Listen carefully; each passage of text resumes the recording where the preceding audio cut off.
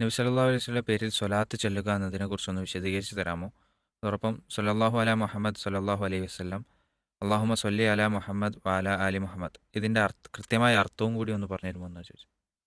ഇപ്പോൾ ഇഷ്ടംപോലെ പുസ്തകങ്ങളും ഇതൊക്കെ ഉണ്ട്, കൃത്യമായ വാക്കർത്ഥങ്ങളൊക്കെ കിട്ടാനുള്ളത്. അത് ഉപയോഗിക്കുക എന്നുള്ളതാണ് ഒന്നാമത്.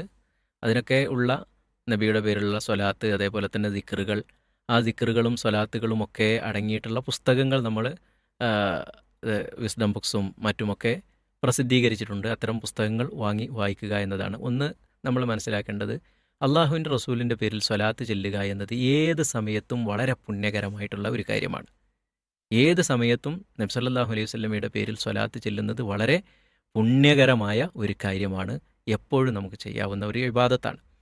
രണ്ടാമത് മനസ്സിലാക്കേണ്ടത്, ചില സന്ദർഭങ്ങളിൽ സുന്നത്തായി നബി സല്ലല്ലാഹു അലൈഹി വസല്ലം പ്രത്യേകം പുണ്യമായിട്ട് നിശ്ചയിച്ചിട്ടുണ്ട്. ഇപ്പോൾ വെള്ളിയാഴ്ച ദിവസം നബി സല്ലല്ലാഹു അലൈഹി വസല്ലമയുടെ പേരിൽ സ്വലാത്ത് ചെല്ലുക എന്ന് പറയുന്നത് വലിയ പുണ്യമുള്ള ഒരു കാര്യമാണ്. സാധാരണ ഒരു പുണ്യമല്ല, അതിനേക്കാൾ കൂടുതൽ പുണ്യമുള്ളതാണ്.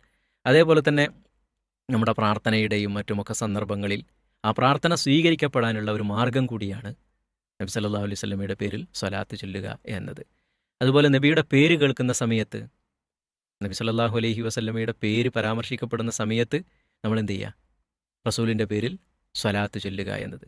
അതുപോലെ ബാങ്ക് വിളി കേട്ട് കഴിഞ്ഞാൽ ബാങ്ക് വിളിക്കുന്ന ആൾ പറയുന്നത് പോലെ തന്നെ നമ്മൾ എന്ത് ചെയ്യുന്നു? പറയുന്നു അല്ലാഹു അക്ബർ എന്ന് അദ്ദേഹം പറഞ്ഞു കഴിയുന്ന ആ സമയത്ത് നമ്മളും അല്ലാഹു അക്ബർ, അങ്ങനെ ഹയ്യാല സ്വലാ ഹയ്യാൽ ഫലാ എന്നിങ്ങനെ പറയുന്ന സമയത്ത് ലാ ഹൗല വലാ ഖുവത ഇല്ലാ ബില്ലാ എന്ന് നമ്മൾ പറഞ്ഞ് ലാ ഇലാഹ ഇല്ലല്ലാഹ് കഴിഞ്ഞിട്ട് നമ്മൾ എന്ത് ചെയ്യുക? അല്ലാഹുമ്മ സ്വല്ലി അലാ മുഹമ്മദിൻ വഅലാ ആലി മുഹമ്മദ് എന്ന് പറയുന്ന സ്വലാത്ത് ചൊല്ലുക. അതിനുശേഷം നബി സല്ലല്ലാഹു അലൈഹി വസല്ലമക്ക് വസീലക്കും ഫളീലക്കും വേണ്ടി പ്രാർത്ഥിക്കുക. ഇങ്ങനെയൊക്കെ ചെയ്യുന്നത് നബി സല്ലല്ലാഹു അലൈഹി വസല്ലമയുടെ ഷഫാഅത്ത് നാളെ പരലോകത്ത് കിട്ടാനുള്ള ഒരു വഴിയാണ് എന്ന് പ്രവാചകൻ സല്ലല്ലാഹു അലൈഹി വസല്ലം പഠിപ്പിച്ചു തന്നിട്ടുണ്ട്. അതൊക്കെ പ്രത്യേകമായ സ്വലാത്തിൻ്റെ പുണ്യമായ സ്ഥലങ്ങളാണ്. അതല്ലാത്ത സമയത്തും എപ്പോഴും നമുക്ക് നബിയുടെ പേരിൽ സ്വലാത്ത് ചൊല്ലാവുന്നതാണ്.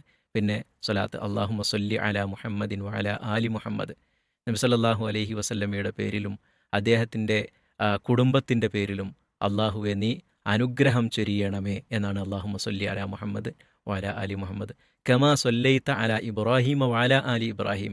ഇബ്രാഹിം അലൈഹിസ്സലാമിനും അദ്ദേഹത്തിൻ്റെ കുടുംബത്തിനും നീ അനുഗ്രഹം ചെയ്തിട്ടുണ്ടല്ലോ, അവർക്കൊക്കെ അനുഗ്രഹം ചെയ്തവനായ റബ്ബേ, നീ പ്രവാചകനും അദ്ദേഹത്തിൻ്റെ കുടുംബത്തിനും അനുഗ്രഹം ചെയ്യണേ എന്നാണ് അതിൻ്റെ നേർക്കുനേരെയുള്ള അർത്ഥം എന്ന് നമ്മൾ മനസ്സിലാക്കുക. വല്ലാഹു അലം.